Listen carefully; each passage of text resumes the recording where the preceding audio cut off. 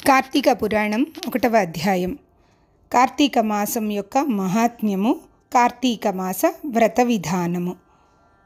ఒకరోజు నైమిషారణ్యంలో సౌనకాది మహామునులు కలిసి గురుతుల్యులైన సూత మహర్షితో ఇలా కోరారు: ఓ మహాత్మా, మీ ద్వారా ఎన్నో పురాణేతిహాసాలను, వేదాంగాల రహస్యాలను గ్రహించాము.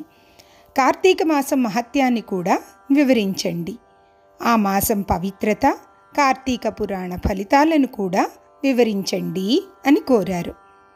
సౌనకాది మునులు మహామునులు కోరికను మన్నించి సూత మహర్షి ఇలా అంటున్నారు: ఓ ముని పుంగవులారా, ఒకప్పుడు ఇదే కోరికను త్రిలోక సంచారి అయిన నారద మహాముని బ్రహ్మదేవుణ్ణి కోరాడు. అప్పుడు బ్రహ్మదేవుడు అతనికి ఈ పురాణ విశేషాలను వివరించారు.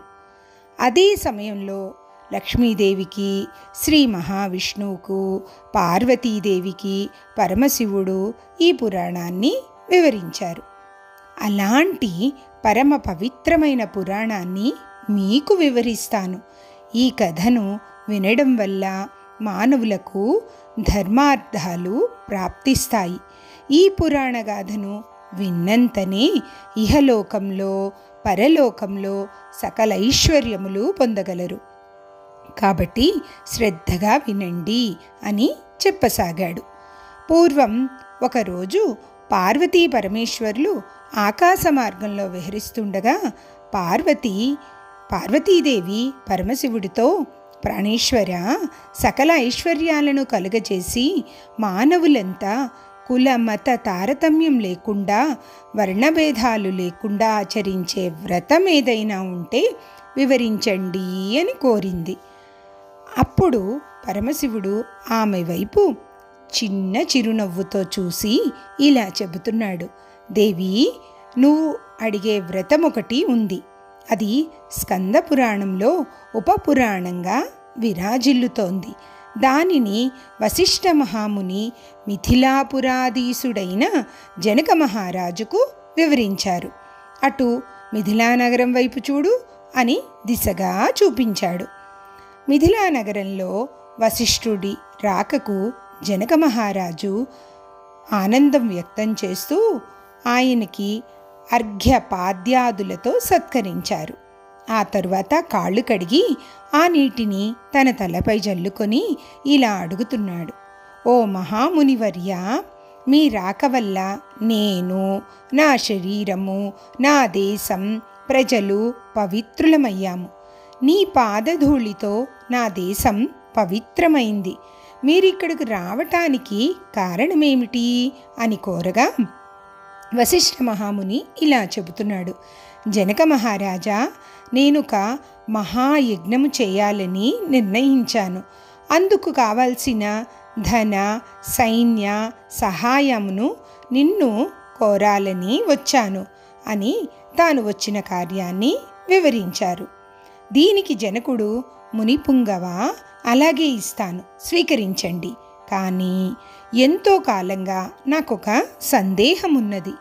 మీలాంటి దైవజ్ఞులైన వారిని అడిగి సంశయం తీర్చుకోవాలని అనుకునేవాడిని. నా అదృష్టం కొద్దీ ఈ అవకాశం దొరికింది. ఏడాదిలోని మాసాలన్నింటిలో కార్తీక మాసమే ఎందుకు పరమ పవిత్రమైనది? ఈ నెల గొప్పదనమేమిటి? కార్తీక మహత్యాన్ని నాకు వివరిస్తారా అని ప్రార్థించాడు. వశిష్ఠ మహాముని చిరునవ్వు నవ్వి, రాజా, తప్పక నీ సందేహాన్ని తీర్చగలను.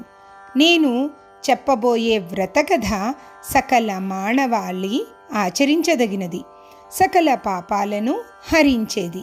ఈ కార్తీక మాసం హరిహర స్వరూపం. ఈ నెలలో ఆచరించే వ్రత ఫలితం ఇది అది అని చెప్పలేము. వినడానికి కూడా ఆనందదాయకమైనది. అంతేకాదు, ఈ కార్తీక మాస కథను విన్నవారు కూడా నరకబాధలు లేకుండా ఈ లోకంలోనూ పరలోకంలోనూ సౌఖ్యంగా ఉంటారు. నీలాంటి సర్వజ్ఞులు ఈ కథను గురించి అడిగి తెలుసుకోవడం శుభప్రదం.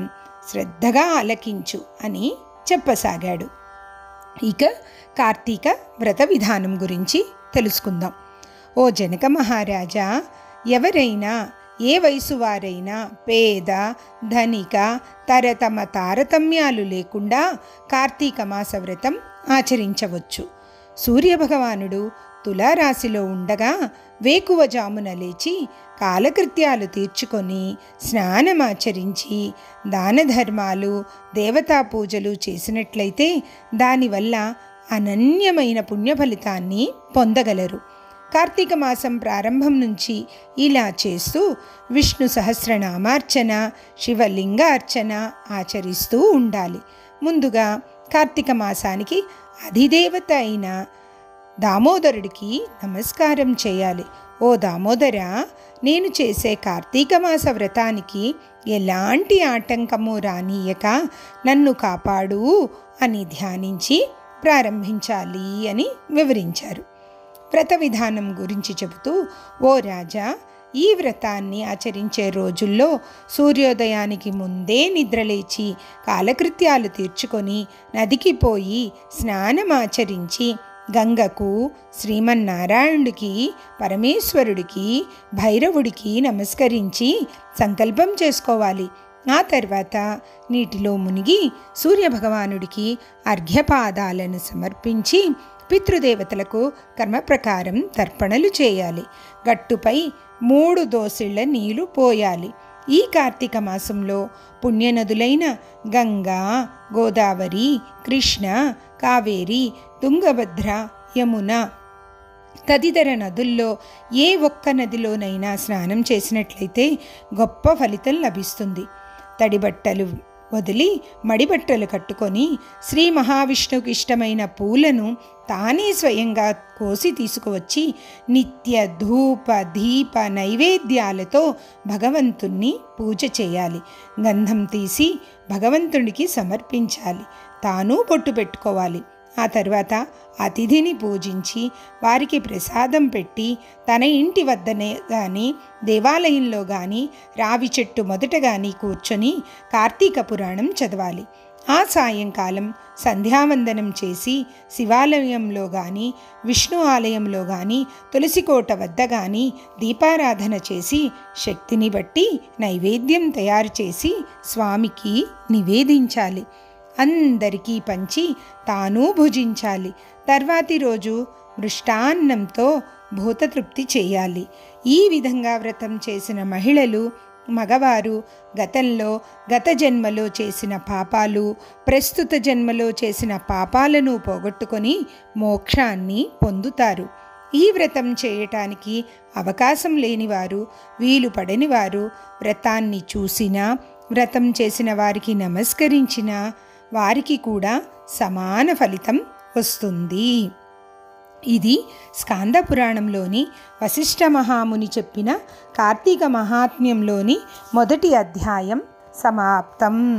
సర్వం శ్రీ పరమేశ్వరార్పణమస్తు.